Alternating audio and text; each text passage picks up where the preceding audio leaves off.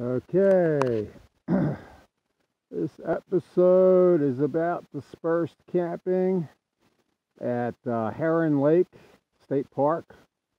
That's in New Mexico. Beautiful place. You got mountain ranges in the background, and you got the very large Heron Lake, which is basically they put in a dam and made it into a reservoir. It's the Riachama River. Comes down, and then when they put in the dam, it produced the Heron Lake reservoir. Beautiful place. This episode, I'm going into dispersed camping, okay, at Heron Lake State Park. Unfortunately, they started changing over some of the state parks in New Mexico. I have the state park pass. I get it every year. Out of states, $225 for 12 months, and in state, people can get it for $180. Unfortunately, with COVID and everything, they started to turn over their state parks to reserve camping. So there's almost no reason to get a state park pass anymore, to pay $180 to $225 because when you go online, it's all reserved, and it's like reserved for the whole summer. So having the state park pass, you could go through the entrance, and then you get down there, and all the campgrounds, it's all reserved campsites. And so Heron Lake went over to all reserve sites. The only option I had at that point, even though I paid $225, the whole campground is almost empty. This reserved campsite stuff that the state of New Mexico went over to is not working, because nobody's going to reserve a campsite that they've never seen before. One, because it depends on the size of your camper and stuff. Can you even get into the campsite? And if you've never seen it, you're not going to reserve ahead of time. The only people that might benefit are the locals that know what campsites. They've gone through the campground a few times, and they know what campsites that they can get their rig in. I've got a small 22-foot rig. As a matter of fact, one campground here, they've got 5 separate campgrounds at Heron Lake State Park. The sign even says nothing over 24 feet. So if you've got a 30-footer, a 35-footer, a 40-footer, and you come here, just like a lot of the other state parks, and you've reserved online and paid the money and everything, you get here and you can't fit your camper in there. So, because you just don't know how big the sites are, unless you're a local, like I said. So, they're really going to lose out, because these campgrounds, I've gone to many of them so far this year that went over to reservation, and there's nobody camping there. I mean, they're at like 10% capacity. 90% of the campsites are open since they changed over to reservation. So they're getting a few of the locals that want to camp for the weekend. They pay $8 for dispersed camping like this, or $10 for a campsite. But they're going to lose out on people like myself, out-of-staters, who were willing for 3 years now. I've been willing to pay that $225. I'm not going to do it anymore. I'd rather just go into like this place. This spot here is non-reservation. It's the only place I could get. You can't get up on the other side of the lake there. It's all campgrounds. This area is called dispersed camping. It's $8 a day. Obviously no hookups, primitive camping, but beautiful. I'm real happy here. But I used to camp in the campground right over here, and used to get a beautiful site near the water, and it's all reserved. And this campground here, there's typically one host and one camper in the whole campground. That's it. I've been here almost 2 weeks. That's it, because the reservation system is not working. So it's really going to put a real dent in the state park system. They're not going to be pulling in the money that they need to keep these campgrounds running if they keep this going. I came here 2 years straight. It was first come, first serve. most of the state parks in New Mexico, and there's like 30 of them, were first come, first serve, and they'd maybe put like 20% reservation. Now they've gone over to 100% reservation on many of them. Okay, the other state park about a half an hour from here is El Vado. They added more reservations, but they still have first come, first serve basis campsites.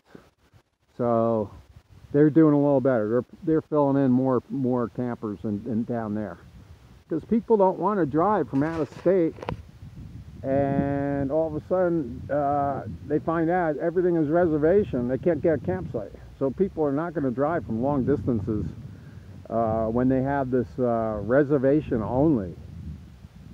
You're going to get some of your local people maybe, spend a couple days, but you're not going to get your out-of-staters who'll pay $225 for a pass.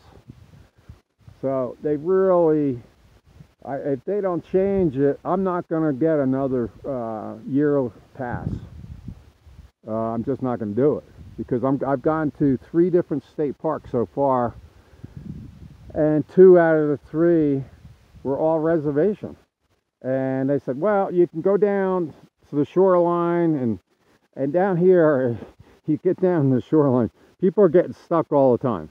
As soon as it rains, it's all shale and it turns into mud. And people are, getting stuck, and they're having to get pulled out and pay a lot of money to get the locals to pull them out of the mud and stuff. But anyway, I do like this site. And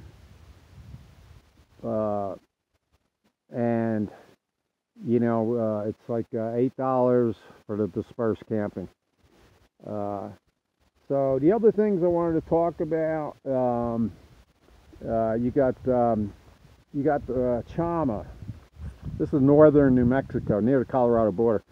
And Chama, about 20 minutes from here.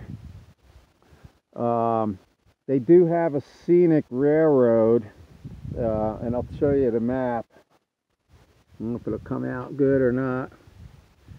Okay, there's Chama, and I'm at Heron Lake State Park, and then you got El Vado State Park right there.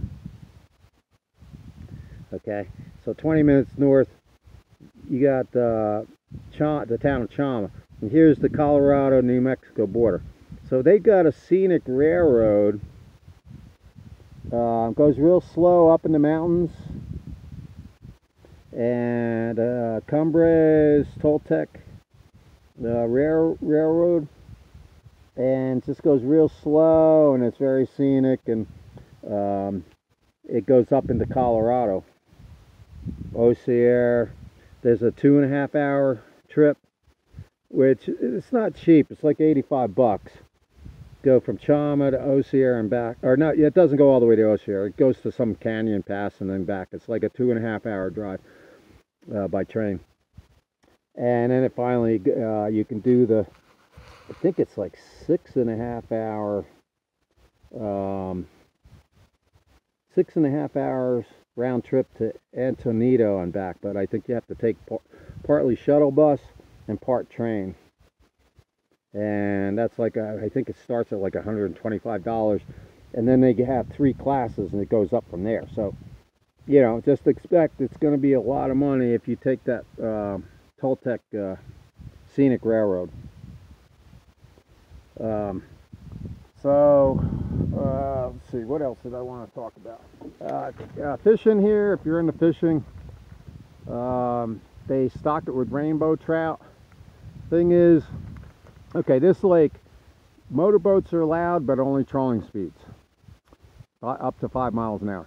If you want to catch rainbows in the summertime, this is August 2021, you're going to have to get out in the deep water, because the water's just too warm for rainbows to catch them off the shoreline. So, you're going to want to get a boat and get out in the deeper water if you want to catch rainbows. I've caught them here in May, up to about May, right off the shorelines. And I got one out of here 2 years ago, 17-inch.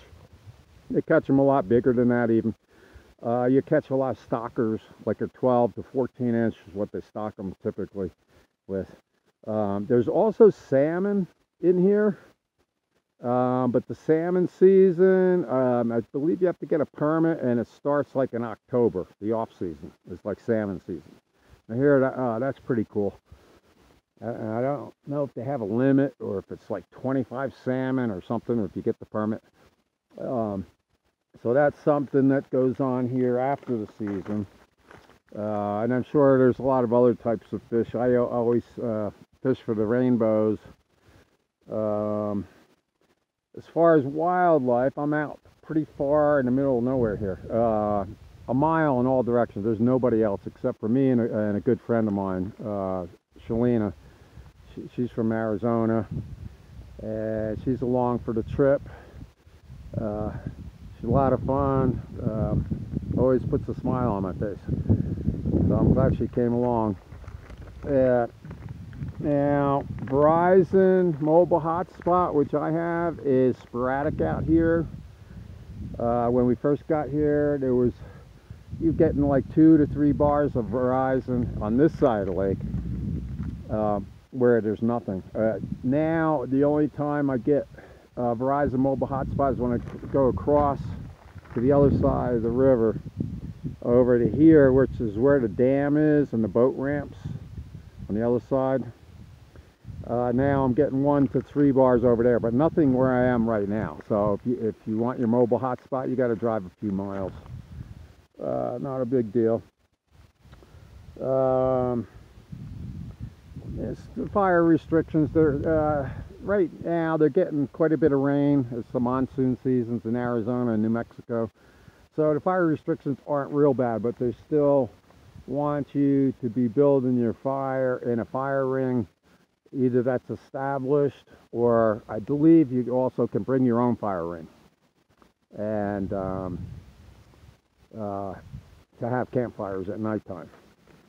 So I guess that's about it for this episode. I did a couple of other episodes, one other episode on Heron Lake.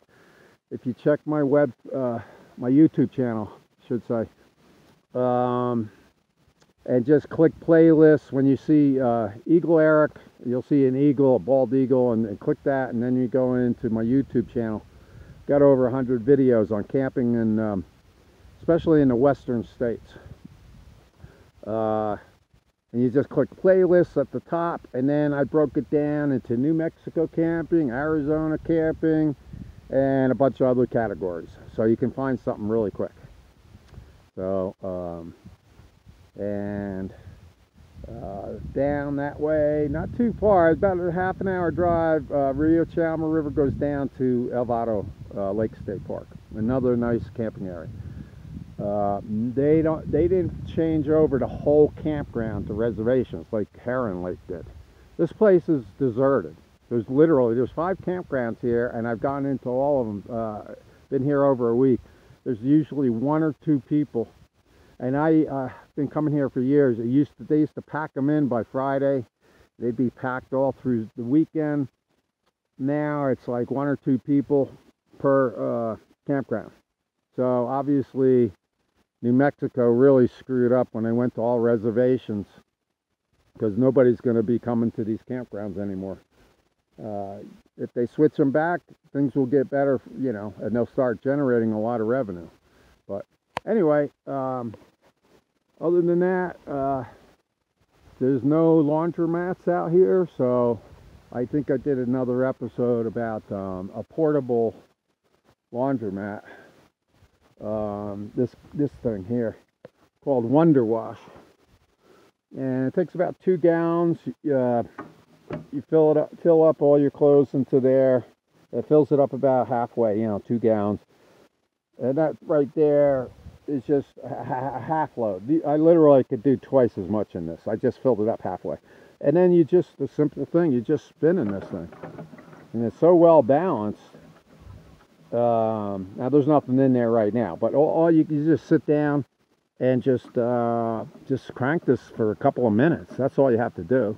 Put a little detergent in there, then drain it out. You got a little drain that connects right here. As soon as you turn this on there, it'll drain right out into like a basin or whatever. And that would be, you know, your wash cycle, and then you drain it, and then just fill it up with another 2 gallons of water and spin it for a couple minutes, and that's your wash, you know, your final wash cycle, rinse cycle, I guess you call it. So anyway, that's about it, and this is Eagle Eric signing off.